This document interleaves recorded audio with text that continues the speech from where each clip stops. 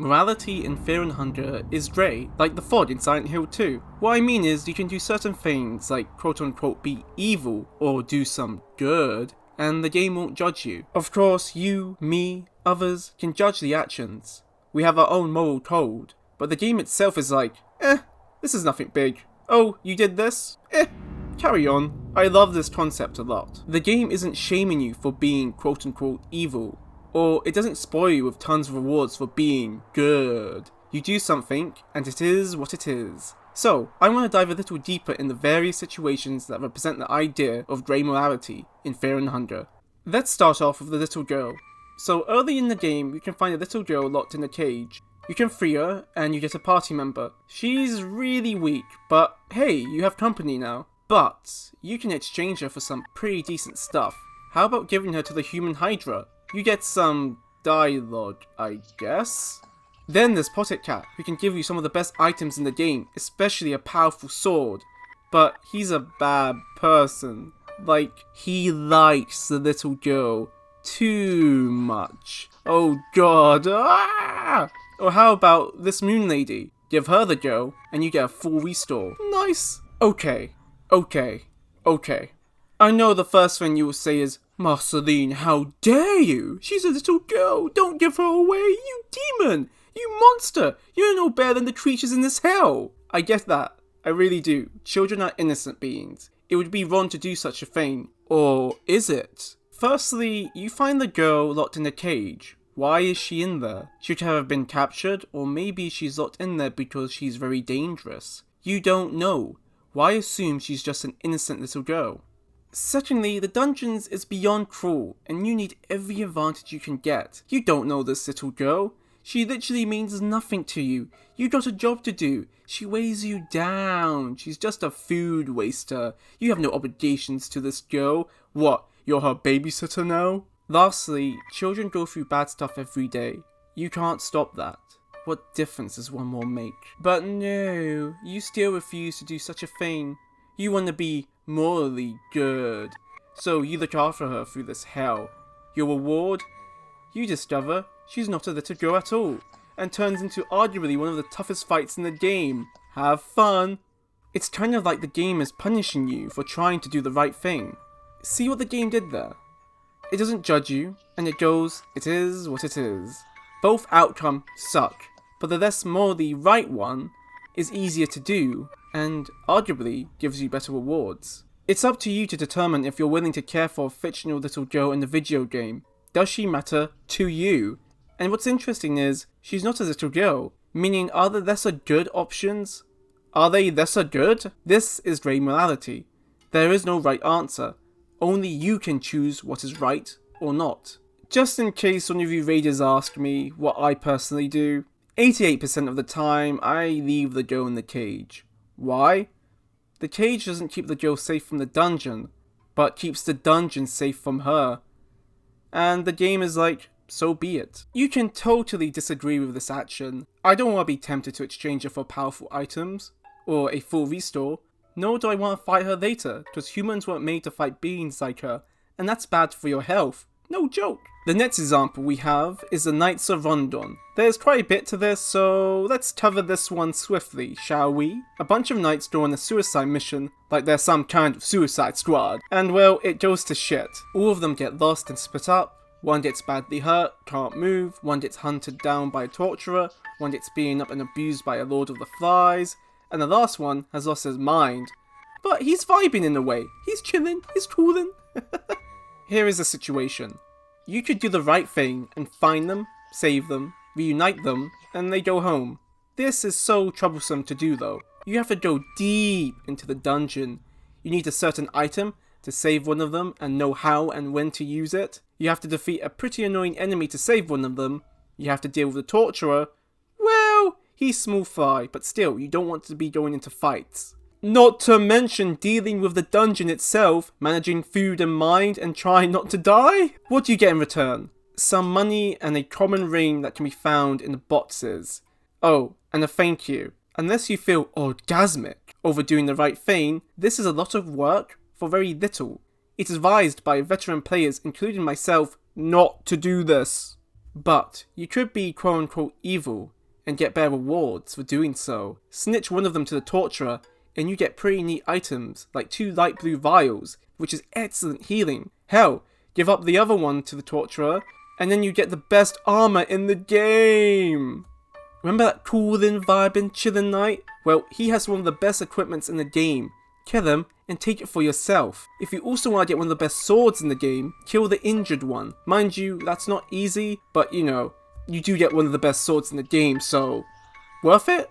I use evil with quotations because, well, you don't know these people. They could be scum for all we know. You don't owe them anything. They got themselves in this mess. Plus, you need everything you can, right? Getting great healing items, great weapons, the best armor in the game. That's too good to give up. What I love about the situation is both options aren't easy to do, but the less more the right one makes the game slightly easier. Again, the game isn't judging you.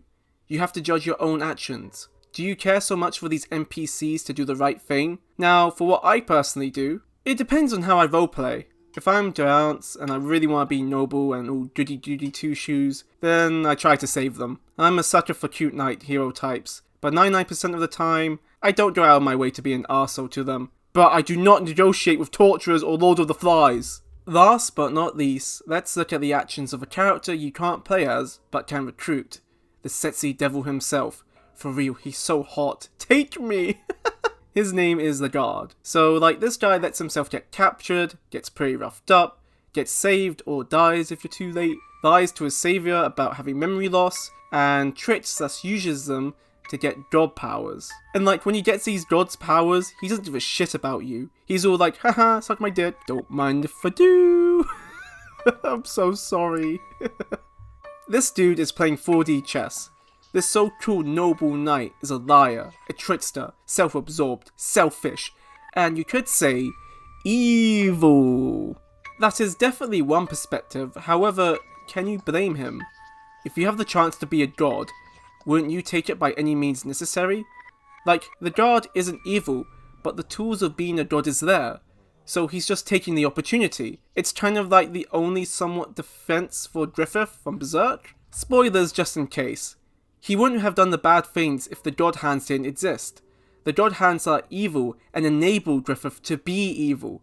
I'm not saying Griffith isn't a piece of shit because he is one. Of course he is. Duh, he's a bad person. My point is, the tools are there for him to be evil. The same can be said for the Guard. The real evil isn't Griffith or the Guard. It's the God Hands and the dungeon itself. If there wasn't a chance to be a god, he would have married me, and we have lived happily ever after in the farm maybe. Sorry.